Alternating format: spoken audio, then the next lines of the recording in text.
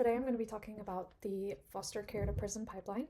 You may have heard of the school to prison pipeline. I actually hadn't heard of the foster care to prison pipeline before looking into this. I currently have a client who was in foster care. It's kind of led me down this path of looking at outcomes for children and teens who had contact with the foster care system, and the statistics I've been finding are devastating. I think it's common knowledge that the foster care system isn't great, especially if you're somewhere like I am, like Texas. There's always some bad apples, and there's some great foster families. I actually worked for CASA as a court-appointed special advocate for a few years, and I did work with great foster families. I know they exist, but I think unfortunately the majority aren't great and definitely aren't equipped to deal with children who have been through trauma, neglect, whatever put them in the foster care system. So today I'm going to be reading quite a lot of statistics. I don't have these memorized, sorry, so I will be reading a little bit. And then we're going to kind of talk about how these statistics work in real life for clients that we might see. I'm also going to put my citations in the notes, but I'm not going to go through where I found everything.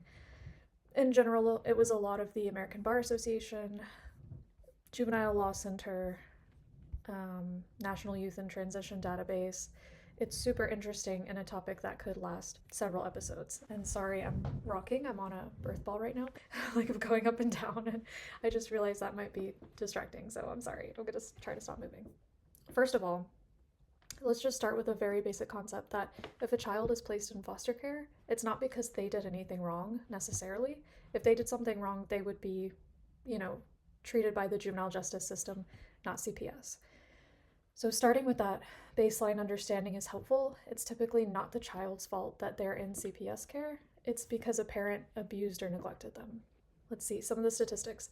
By age 18, more than 1/3 of children are subject to a formal child welfare investigation for alleged maltreatment, and 5% of children enter foster care. Child welfare contact is even more common for Black children. More than half are subject to an investigation, and up to 99% enter foster care at some point during their lives. So for most kids, it's 5% enter foster care. For Black kids, it's up to 9%.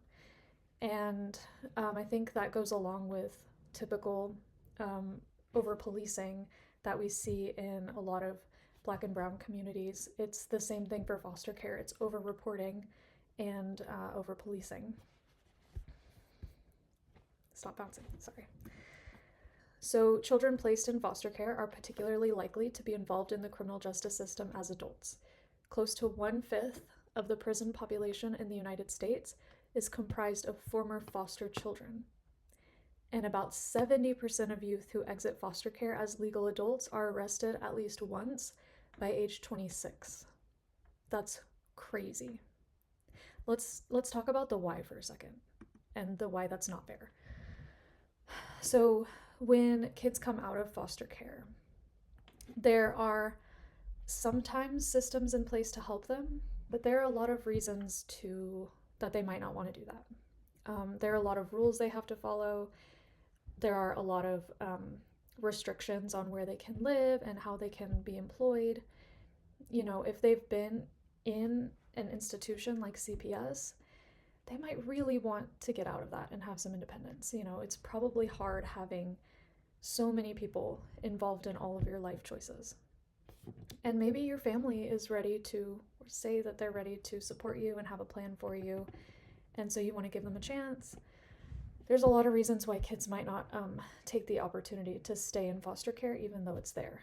And so when you're aging out, all of a sudden you are really responsible for what you're doing in your life for the first time. For a long time, people were making all those choices for you, like any other child under the age of 18, but you get emancipated without that permanent support, the way that doesn't really happen with families who have been united the whole time. Parents can be very involved still after 18.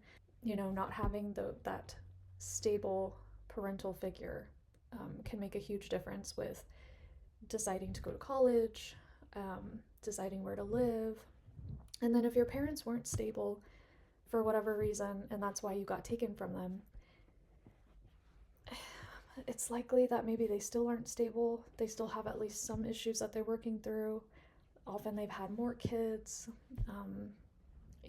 There's just so many reasons that it's going to be hard to go straight back to your family, and also hard to be totally independent, and also hard to want to stay in that system that's been controlling you and that took you away from your family for years and years and years. So there's a lot going into it. And then one other piece, of course, is likely unresolved trauma. So you'll have the first trauma of whatever you went through that took you away from your parents, whether they neglected you, physically abused, sexually abused, emotionally abused, whatever they did to get you taken away. That's the first trauma. And then being separated from your caregivers, that's a second trauma. Even if they were actively hurting you, that's still your family. That's what you know. There's still some love there probably, and it's just taking you out of your environment and putting you with strangers. There can be family placements, of course, but still that's a separation, a trauma in itself, or maybe your parent is getting arrested and that's why you're put into CPS care. So you have to work through that. And then, of course, if you had bad experiences in foster care, that's probably unresolved trauma too. Of course, you have case managers and psychologists and things like that while you're in foster care, but you're still really young. You don't know who to trust. Your medication might be wrong. You might be being over medicated. Your foster parents could be very manipulative. I've had clients who have said, my foster parents told me not to say anything to CPS. We don't talk to CPS. And so how are they going to know what you're going through and what kind of help you need? And then, of course, when you are in foster care, you're often doing a lot of moves and transitions, so you can't get very involved in school activities or sports or church. It's just very impermanent, and that inconsistency is really, really hard for kids. 20% of people in our prison systems in the United States consist of adults who aged out of foster care when they were kids. 60% of child sex trafficking victims in the United States spent time in the child welfare system, and that's a conservative number. That one's kind of hard to track, but that's horrifying. Speaking of homelessness, so 29% of kids who aged out of foster care without a family will be homeless by the time they turn 21.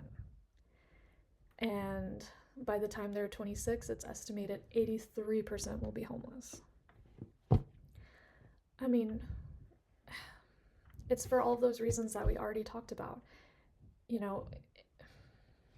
It's really, really sad that these numbers are real. Like, we're clearly doing something wrong in foster care. Half of all babies born to a mother who was in foster care will enter foster care themselves. It's just this cycle that we see in so many different contexts. The apple doesn't fall from the tree, or what you go through affects you. Your body keeps the score. These cycles are so hard to get out of, and then your kids get stuck in them and repeat the cycle. Okay, according to Juvenile Law Center, 90% of youth with 5 or more foster placements will enter the justice system.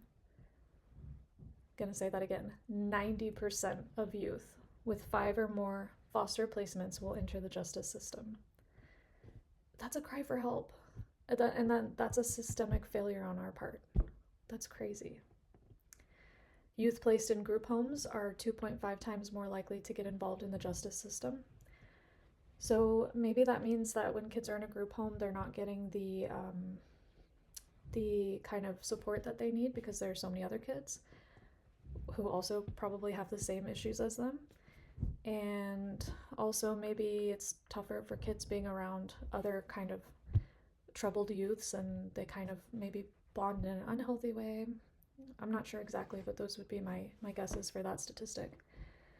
The last statistic I have here is nearly 30% of foster care youth were incarcerated in young adulthood, and lifetime incarceration rates by age 20 were 42%.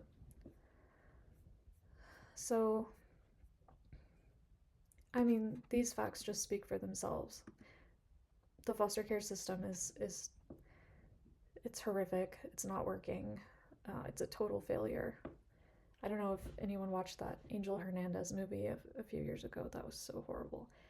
It just seems like we need a rethinking of how we handle foster care in the United States and the prison system.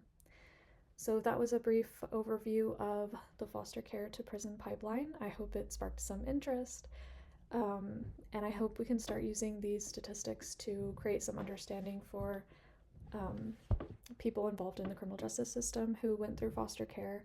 Hopefully all of this can help explain their story and their struggles. I'm going to keep working on it, and I hope that was interesting. Thank you so much.